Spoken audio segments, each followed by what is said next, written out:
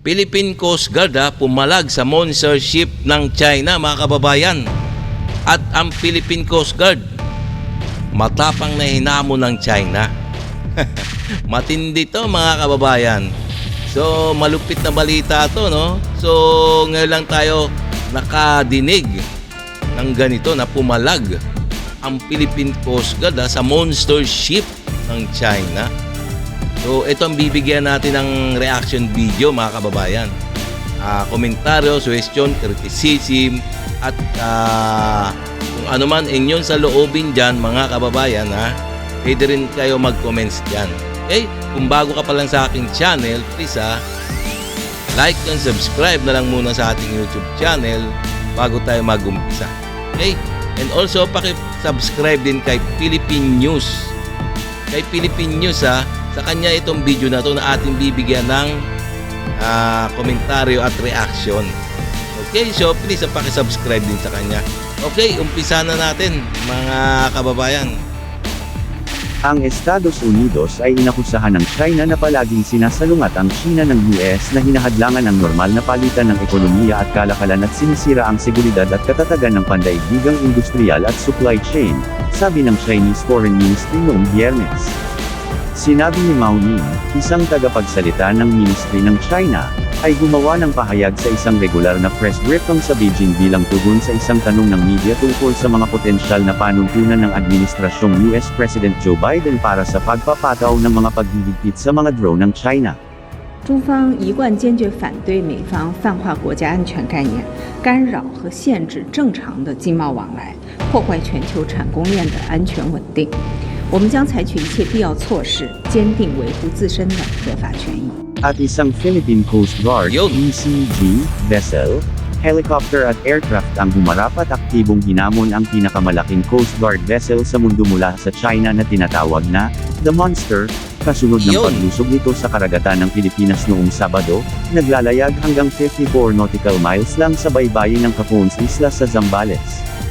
Ayon sa PCG, na-detect nito ang presensya ng CCG-5901 noong Huwebes gamit ang Advanced Dark Vessel Detection System ng Canada, na nagbibigay daan sa pagsubaybay sa mga sasakyang dagat na tumatakbo ng walang mga aktibong transponder. Agad na kumilos sa pagtuklas, ipinadala ni Admiral Ronnie Gilgavan, ang PCG Commandant, ang BRP Cobra, MRRB 4409, na sinamahan ng isang PCG helicopter at isang PCG caravan aircraft upang i-verify at tumugon sa presensya ng dayuhang sasakyang dagat. Teka, no? Nakakapagtaka, no? Hindi kayo nagtataka, mga kababayan, no? Nagpadala kaagad ang Philippine Coast Guard para itaboy ang monster ship ng China, ng helicopter, mga barko at mga eroplano. Talaga nakakapagtaka talaga, no? Talagang parang tumatapang yata, no? Mga kababayan, parang tumatapang yata ang mga Philippine Coast Guard. Pagsapit ng 5 PM, kinumpirma ng mga asset ang presensya ng Chinese vessel sa lugar na na-flag ng Dark Vessel Detection System.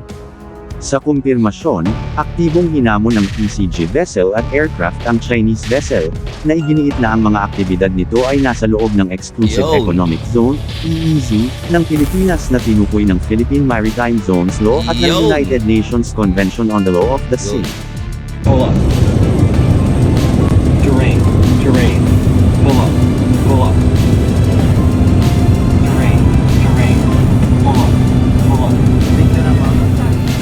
CD-5901. This is BRP Cabra, MRRB 4409.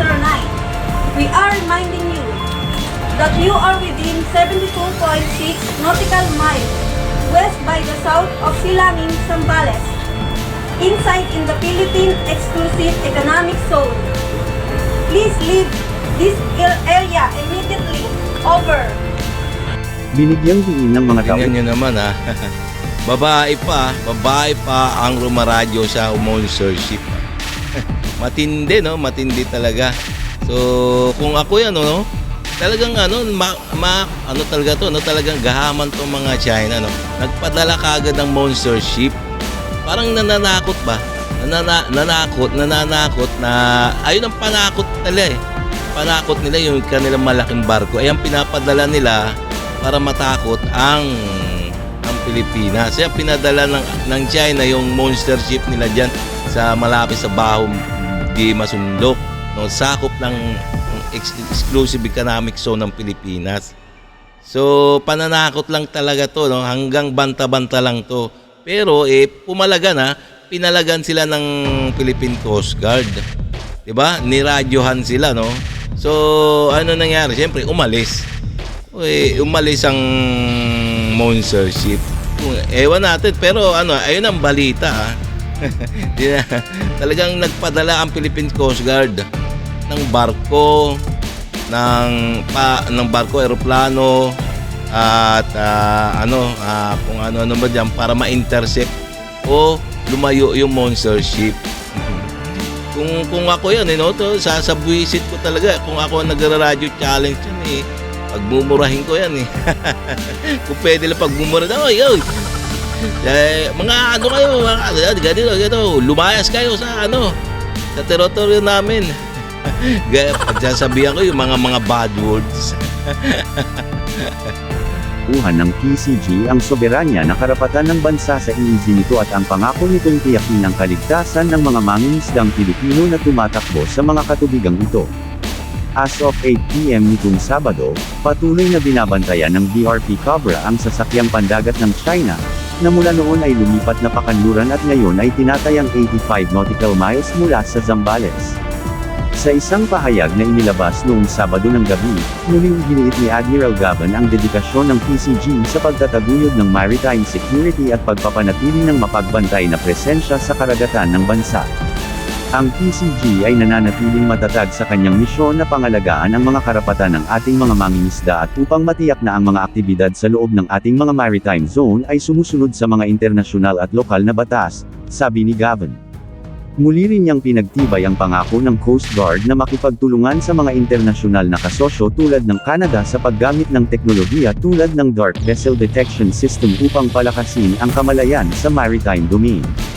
Wala pang opisyal na diplomatikong protesta ang gobyerno ng Pilipinas hinggil sa insidente, ngunit inaasahang susuriin ng Department of Foreign Affairs ang mga detalye at gagawa ng naaangkop na aksyon upang matugunan ang pinakabagong paglusok. Mr. 1, this is BRP Cabra, MRRB 4409. We are reminding you that you are within 72.6 nautical miles west by the south of Silangin, Zambales, inside in the Philippine Exclusive Economic Zone. Please leave this area immediately. Over. At sa kanyang talumpat, Opo, no? Talagang babae pa ang nagra-radio challenge talaga. Kaya nga ulitin ko, no? Kung ako talaga yan, kung ako talaga yan, pagbumurahin ko talaga yan ng sa yung monster ship na yan, no?